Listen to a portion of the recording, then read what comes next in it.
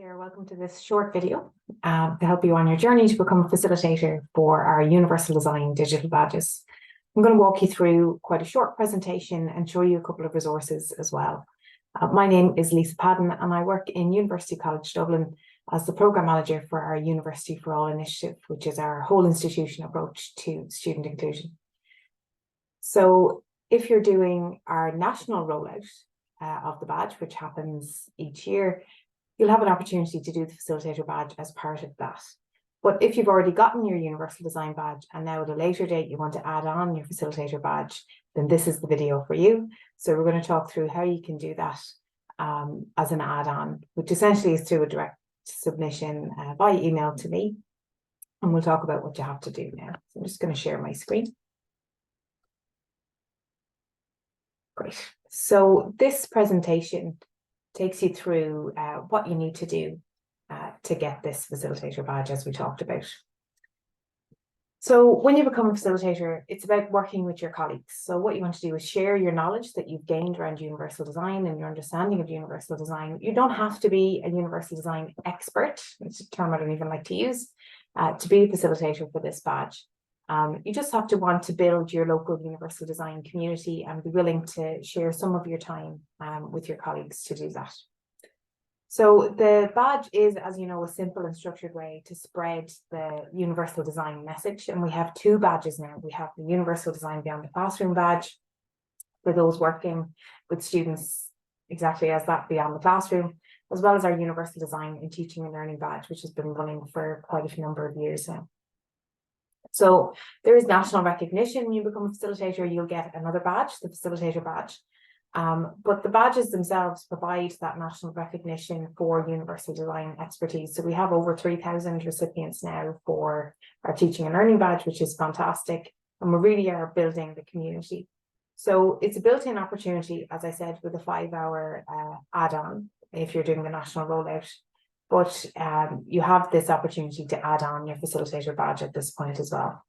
In terms of once you have your Facilitator badge, you can roll out the badge yourself independently in your higher or further education institution or organisation, or you can join with us and facilitate as a peer group facilitator in the national rollouts. And once you have your Facilitator badge, you're essentially on our mailing list then to hear about all those various opportunities. So to receive the badge, then you watch a short webinar, which is exactly what you're doing right now. So it's a short video. We ask you that you explore the Facilitator pack, and I'll show you where that is. And you complete a template exercise. So this is a really practical exercise for essentially you're planning your facilitation. So it gets you to think about the decisions that you'll make in that facilitation and how it will work. You'll create a draft schedule. So we have a schedule producer that's linked in the resources that will help you to create that kind of spreadsheet with the dates that you'll need. And we really get you to think about the opportunities and challenges that will present for you when you roll out the digital badge.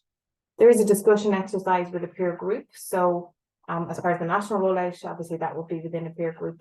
But I really would encourage you to replicate that if you're doing this badge, Facilitator badge independently. So go and speak to your colleagues about your plans, about why you want to do the Facilitator badge, and get their feedback as well on what the challenges and opportunities might be in your higher education institution. If you know other facilitators of the badge, I would also encourage you to reach out to them and get to know what their experience has been like in a local facilitation or in the national rollout with us as well. So in terms of collaboration, so you might be working with some colleagues and plan to do facilitation together, and therefore you're doing the Facilitator badge together, which is great.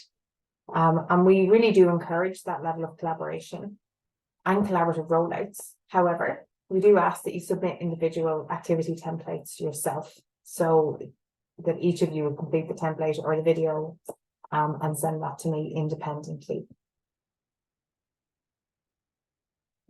So, as I said, we ask that you explore the Facilitator pack. So in terms of what's in that pack, and I'm going to show it to you in just a second, in terms of where to find it, there is an instructional manual. So we talk through what the badge is, how it works, how facilitation will work. There are the online modules. And it's really important in terms of people getting that badge that they complete all of those online modules. And you can host those on a local platform. So if you have a Moodle, Brightspace, or other VLE that you use in your organization, I would encourage you to host your modules there. Or you can get in touch with the National Forum and request that you can have some space on their Moodle to do the rollout in that way. So I've done both. Obviously, in national rollout, we would use the National Forum's Moodle. But when I facilitate the badge locally in UCD, or have done in the past, I would always have put our modules up on our local VLE, which at the moment is Brightspace. That just gave me a little bit more kind of control over the content, but really it was a familiar platform for my colleagues. So it made it a little bit easier for them to engage with it. They knew how to find everything. And they weren't having to go away and log into another system, because they all would use Brightspace in their day-to-day activities already. So really have a think about that in terms of the decision-making process for this facilitator badge. There are materials in that facilitator pack as well to support peer engagement. So whether you choose the peer group model or the workshop model, there's information there to help you with that. There's the redesign activity brief that participants on the original badge will complete. And we also have some template communication emails and the template schedule producer, which we talked about already. The key choice for you as a facilitator of the badge, first of all, your mode of delivery. Are you going to do all online, or are you going to do blended? So obviously, if you do an in-person workshop, if you choose that model, you may decide you're going to do that in person. You might decide to do that online. I would encourage you to do it in person if that's going to be possible. And the same with your peer groups. You might be encouraging your peer groups to meet up in person if they're local as well. So think about you and your team's technical capacity, your level of comfort with that. If you're going to do everything online and through webinars and informational webinars and things like that, your institution's infrastructure. So what's going to work well for your colleagues? Do you have a geographic spread? So lots of our campuses have kind of satellite campuses. And if you want to engage everybody and get people to communicate with each other across those geographical sites, then an online model will work really well. The only non-negotiable is that the online modules are included. There's flexibility in everything else, and you can adapt the materials, etc. But everybody must complete the 5 core online modules in the badge. So in terms of the method of peer engagement, your choice is really between the peer groups and the workshops. So depending on what way you did the badge yourself, you'll be familiar with one of these models. But just to talk you through what they are. So the peer groups, that's where you're going to put your participants in small groups and they'll meet regularly. So we suggest 4 times throughout the 10 weeks of the digital badge. This is really good regular engagement, whether it's online or offline, and it, in our experience, really helps to keep participants engaged with the course. As you know, kind of online courses in particular, there can be a high drop-off rate in terms of people actually feeling motivated and engaged. So the peer groups actually help people to stay the course, so to speak. In terms of what you would have to do, then the facilitator would have to organise or manage the participants into groups. So you decide who goes with who. And like we give you some information about that in our facilitator pack. But we'd suggest mixing people based on their existing level of knowledge on UDL and in their disciplines as well, so that you have a good variety within the group. A lot of the feedback we've gotten in terms of peer groups is that people learn the most from people who are, I suppose, most distant from them where they work. So people may request that they stay in a group altogether with their very close colleagues. And I mean, I think that's kind of human nature. But ultimately the best learning will happen where there's a diversity in experience. So just something to keep that in mind as well. The peer groups then undertake activities themselves. So we give you kind of discussion documents that the peer groups would use in their preparation. And when it comes to the redesign with the peer groups, they feed back to each other on that activity and they verify each other in terms of the badge completion as well. And there's a form that you can use for that. So that's the peer group model. And then the workshop model. So I've used the workshop model a few times in my institution to roll out the workshop where I had colleagues who I knew, would be available during a particular time, or who felt that the time commitment of the peer groups wasn't going to be viable for them across the 10 weeks, and various reasons really. And it can work very well. So it's a one-off workshop, so kind of 2 to 3 hour workshop, and we had given you the slides for that workshop as well. There's some suggested slides, which obviously you can adapt and amend. It's a once-off event, so rather than the kind of regular engagement that happens with the peer groups, this is a one-off workshop that you would schedule. So as a facilitator, then obviously you organise and you facilitate the workshop, and there's activities within that in the materials. You notify the participants of the date and time, so you can either set it before you advertise the badge, or once you have your participants, you can do the poll to decide what date is going to suit everybody. I suppose from my experience, one of the issues that can come up with the workshop model is that, unlike with the peer groups who decide themselves the dates they're going to meet, we give them suggested dates, and that's in the schedule, but they decide themselves in terms of what's going to suit. With the workshop, it can be difficult to find one time that suits everybody, particularly where you have people teaching all across different disciplines and things like that, or working across different areas. That can be a challenge. And then, because we're all human beings, people can get sick, things can come up, they can have other commitments, and then miss the workshop.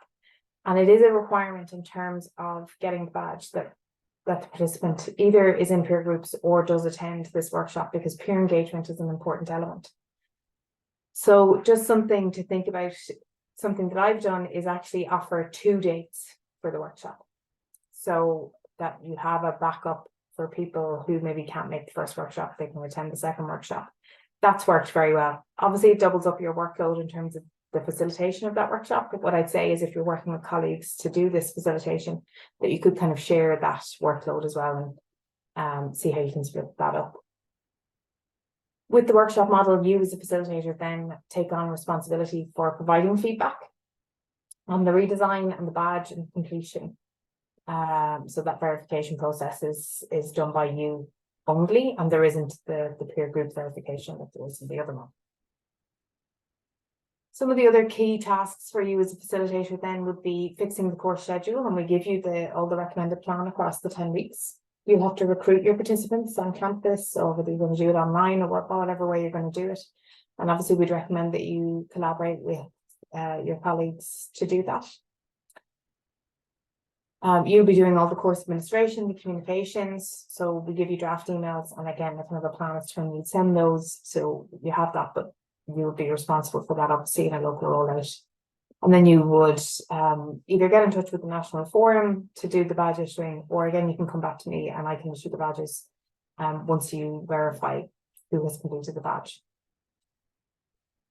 So the facilitator activity then is really practical, as I said. So you can either do a written report or a video. So the same as for the participant redesign activity in the main badge.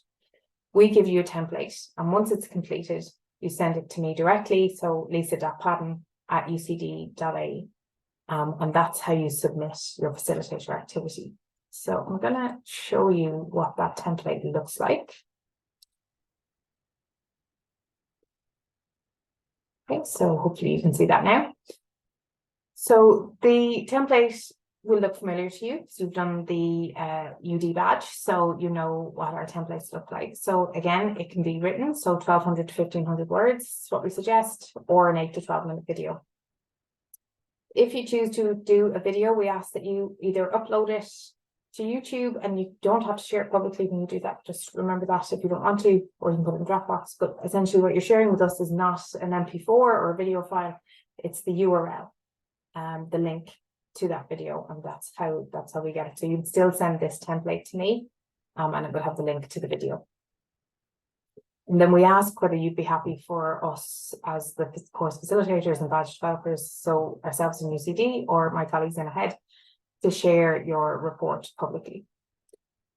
So we ask you really practical questions about how does universal design align with your institutional strategy, your goals, priorities, vision and values. We ask you to describe who you're going to target and what your communications and marketing plan will be. We ask you to think about what the challenges might be in your institution. So would it be buy-in? Would it be technical requirements? What might that be? And then to think about how you're going to overcome those challenges. And we ask you then to outline your mode of engagement and mode of delivery that you plan to use for facilitation at the badge, and give the reasons as to why you've chosen that. So it just gets you to kind of think through, what am I going to do? Why am I doing this? Is this the right mode for my colleagues? And then we ask that you provide a draft schedule as well. And all the instructions and the link to the schedule producer are there. Let's just go back to our slides for a second. Okay.